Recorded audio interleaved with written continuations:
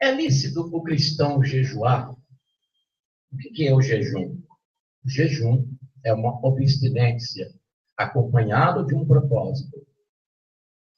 Nós podemos perceber nas Escrituras Sagradas, na Bíblia, que os apóstolos, eles jejuavam para poder ministrar a bênção da libertação da cura e até mesmo na pregação da palavra. Nós podemos ver aqui no Atos dos Apóstolos, que é o 5º livro do Novo Testamento, que fala do início da igreja. Quando você abre aqui, logo no início, você vai ver a dedicação dos apóstolos para a pregação da palavra, a igreja crescendo. Houve necessidade, então, de se escolher pessoas para administrar a parte dos órfãos, das viúvas, para que os apóstolos se dedicassem à oração, o jejum e à pregação da palavra. Assim que está escrito aqui em Atos dos Apóstolos. Nós vamos ver aqui, perseveravam eles na doutrina do apóstolo, nas reuniões em comum, na fração do pão, nas orações.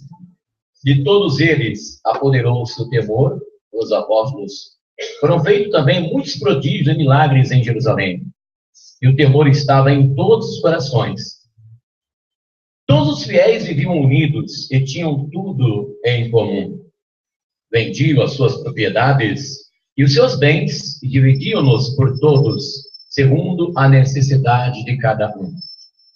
Unidos de coração, frequentavam todos os dias o templo, partiam um pão nas casas e tomavam a comida com alegria e singeleza de coração, louvando a Deus, cativando a simpatia de todo o povo. E o Senhor, cada dia, lhes ajuntava outros que estavam a caminho da salvação. Em todas as comunidades cristãs, os cristãos, eles não são iguais. Apesar de que a palavra é a mesma, o ensino da palavra de Deus, o nosso Deus é o mesmo, a mesma fé, a mesma doutrina, o mesmo ensino, tá? Mas as pessoas dentro da comunidade cristã, dentro da igreja, não são iguais. São diferentes. E uma das diferenças seria na parte da consagração. Existem as pessoas que se consagram mais para Deus e as pessoas que se consagram menos ou que não se consagram. O que seria consagração? A palavra consagração, neotestamentariamente falando, quer dizer separação. Dentro do contexto neotestamentário, quer dizer separação para o ofício ministerial. Separação para exercer uma função espiritual dentro da igreja, através dos dons espirituais. Então, essas pessoas que recebem de Deus o dom para ministrar os dons espirituais, para profetizar, para discernir os espíritos, geralmente, essas pessoas, ou seja, esses irmãos cristãos, eles se dedicam à oração e ao jejum. Vamos aqui para Mateus, capítulo, Evangelho segundo São Mateus, capítulo 6. Nosso Senhor diz assim: quando jejuardes, não tomeis um ar de tristeza, como os hipócritas, que mostram semblante abatido para manifestar aos homens que jejuam. Em verdade vos digo que já receberam a sua recompensa. Quando jejuar, perfuma a tua cabeça, lava o teu rosto. Assim não perceberá aos homens que jejuas, mas somente o teu Pai que está presente no oculto, teu Pai que vê no lugar oculto, te recompensará. Essa palavra aqui não precisa nem explicar, já está explicado o que o nosso Senhor diz aqui. Quando a pessoa estiver jejuando, ela não vai dizer para ninguém: olha, eu estou em jejum. Não. Você precisa dizer, não precisa mostrar. Isso é secreto com Deus. Entendeu? Isso aí é secreto. É obrigado o cristão jejuar? Não. Não é obrigado o cristão jejuar. Somente aquelas pessoas que se consagram, que se entregam mais para Jesus, que se consagram no objetivo de se preparar melhor para a edificação, exortação, admoestação da igreja, através dos dons espirituais, essa pessoa, sim, se dedica à oração, ao jejum, para Deus usá-la como instrumento, para abençoar as outras pessoas, assim como os apóstolos faziam.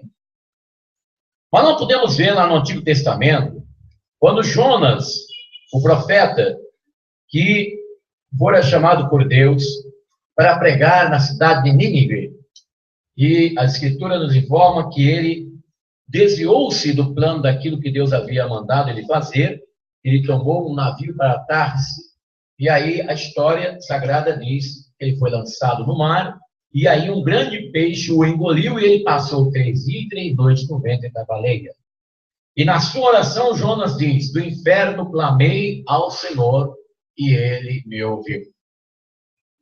E aconteceu que ele foi colocado lá. Deus o colocou lá em Nínive.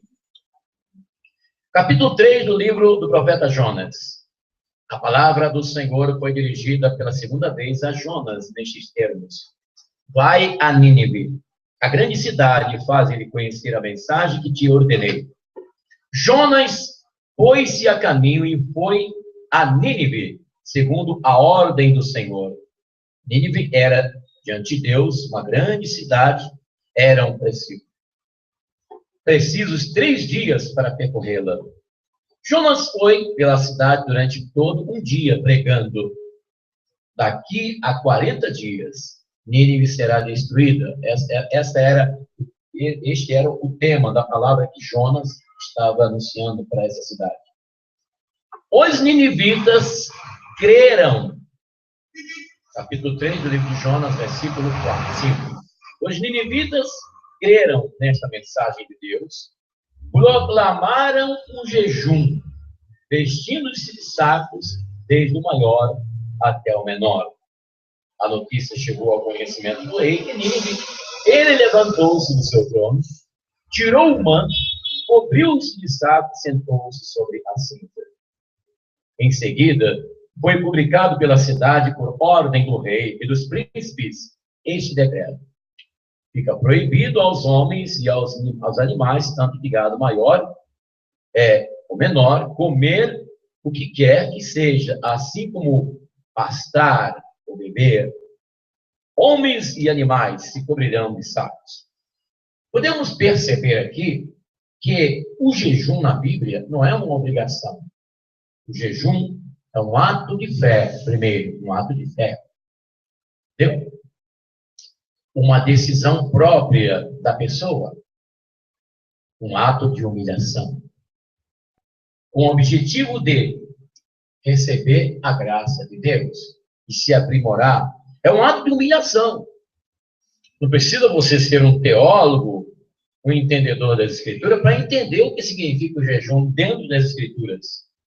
O jejum dentro das Escrituras quer dizer isso. Um ato de fé. Uma iniciativa própria, decisão própria da pessoa. Tá? A pessoa se aprimorar e se consagrar mais na presença de Deus. Então, você que está aqui, se você quiser viver uma vida brilhante no Espírito Santo, na obra de Deus, se você quiser frutificar melhor, então você vai fazer isso. Você vai fazer o seu jejum. Não precisa anunciar para ninguém. Não precisa você falar para o seu parente, para o seu vizinho. Não, você faça isso em secreto. Assim como a oração também é secreta, entendeu? O jejum também o é. Tá bem? Na próxima sexta-feira nós vamos continuar falando sobre os assuntos que estão sendo discriminados dentro da Escritura Sagrada na internet. Eu vou continuar falando aqui com vocês, em nome de Jesus, o nosso Senhor. E nós vamos voltar a falar sobre o dízimo, viu? Vamos voltar a falar sobre o dízimo. O dízimo que muitos estão criticando na internet, dizendo que Deus não precisa do dinheiro, criticando. Existe uma guerra, uma batalha, porque o Espírito de Cristo está trabalhando por trás para poder destruir as igrejas, destruir a ministração da palavra de Deus. Vocês sabem que o Brasil, o país Brasil, ele está sendo multiplicado. na sua estrutura política, na sua estrutura social. Talvez vocês não tenham percebido, mas se você prestar atenção, o Brasil está se modificando.